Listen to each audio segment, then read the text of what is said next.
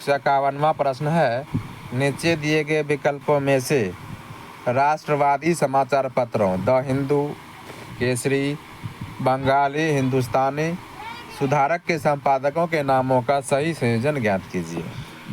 इस प्रश्न का राइट उत्तर हो जाएगा ऑप्शन डी, यानी कि जी सुब्रमण्यम अय्यर, बाल गंगाधर तिलक, सुरेंद्र नाथ बनर्जी, गंगा प्रसाद वर्मा, गोपाल कृष्ण गोखले। इसकी व्याख्या देखते हैं तो है, समाचार पत्र और संपादक द हिंदू को लिखा था जी सुब्रमण्यम, केसरी बाल गंगाधर तिलक, बंगाली सुरेंद्र नाथ बनर्जी, हिंदुस्तानी गंगा प्रसाद वर्मा, सुधारक गोपाल कृष्ण गोखले। इस प्रकार विकल्प डी सही उत्तर है।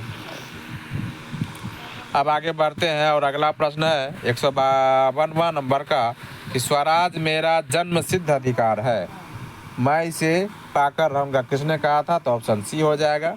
यह कहा था बाल गंगाधर तिलक ने। भारतीय राष्ट्रीय कांग्रेस के लखनऊ अधिवेशन 1916 में बाल गंगाधर तिलक ने कहा था कि स्वराज मेरा जन्मसिद्ध अधिकार है और मैं उसे लेकर रहूँगा।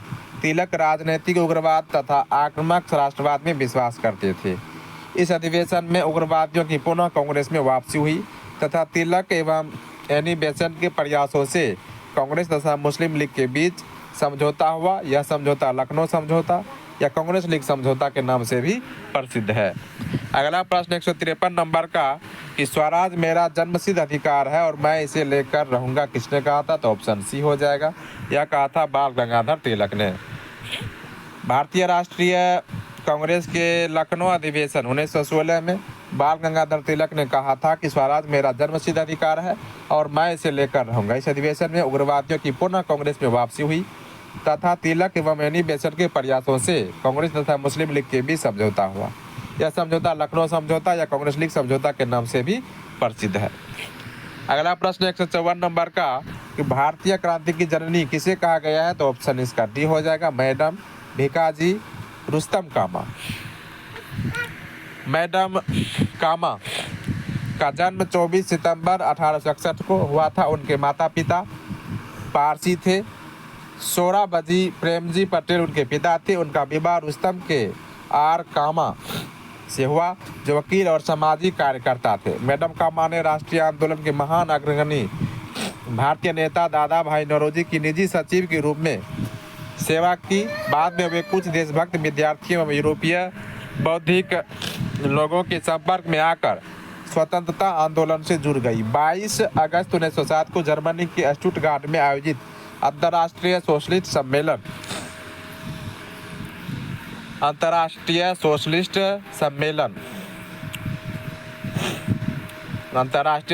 सम्मेलन में उन्होंने भारतीय स्वाधीनता का झंडा सर्वप्रथम फहराया।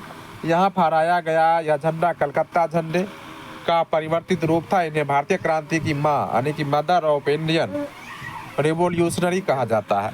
155वां प्रश्न है कि मैडम कामा ने भारत की तिरंगी स्वतंत्रता ध्वज को कहाँ फहराया? इसका उत्तर ऑप्शन सी हो जाएगा, स्टुटगार्ट में। 156 नंबर का प्रश्न है कि मैडम कामा ने 1907 में प्रथम तिरंगा ध्वज कहाँ फहराया था? तो ऑप्शन डी हो जाएगा, स्टुटगार्ट में। 157 नंबर का प्रश्न है कि लंदन में इंडिया हाउस के संस्थापक कौन थे? इसका उत्तर ऑप्शन ए हो जाएगा, श्यामजी कृष्ण वर्मा।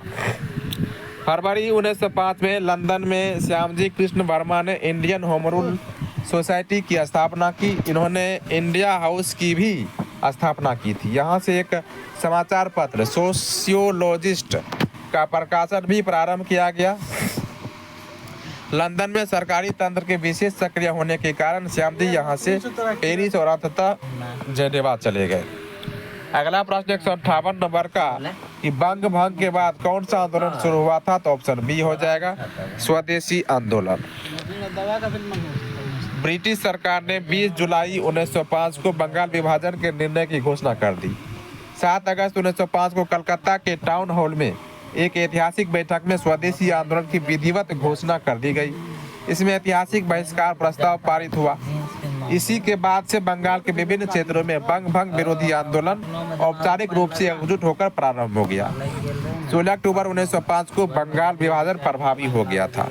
अब अगला प्रश्न है 159 नंबर का कि लॉर्ड कर्जन द्वारा 1905 में किया गया बंगाल विभाजन किस वर्ष रद्द हुआ था? तो ऑप्शन ए हो जाएगा 1911 ईस्वी में। दिसंबर 1911 में ब्रिटिश सम्राट जॉर्ज प्रथम और महारानी मैरी भारत के आगमन पर उनके स्वागत हेतु दिल्ली में एक दरबार का आयोजन किया गया।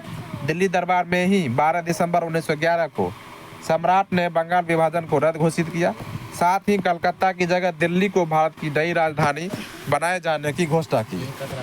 घोषणा के अनुरूप बंगाल को एक नए प्रांत के रूप में पुनर्गठित किया गया। उड़ीसा तथा बिहार को इससे अलग कर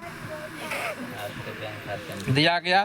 असम को एक नया प्रांत बनाया गया जैसा कि उसकी स्थिति 1874 में थी तथा सिलहट को इसमें जोड़ दिया गया। अब अगला प्रश्न है 160 नंबर का कि कांग्रेस ने स्वराज प्रस्ताव वर्ष 1905 में पारित किया। प्रस्ताव का उद्देश्य था, तो प्रस्ताव का क्या उद्देश्य था? तो इसका उत्तर ऑप्शन बी हो जाएगा, स्वशासन सुनिश्चित करना इस प्रस्ताव का उद्देश्य था। कांग्रेस ने स्वराज संबंधी प्रस्ताव पर सर्वप्रथम वर्ष 1905 में बनारस अधिवेशन में चर्चा की एवं वर्ष 1906 में कलकत्ता के अधिवेशन में प्रस्ताव पारित कर दिया गया। इस प्रस्ताव के साथ स्वदेशी बहिष्कार तथा राष्ट्रीय शिक्षा संबंधी प्रस्ताव भी पारित किए गए थे।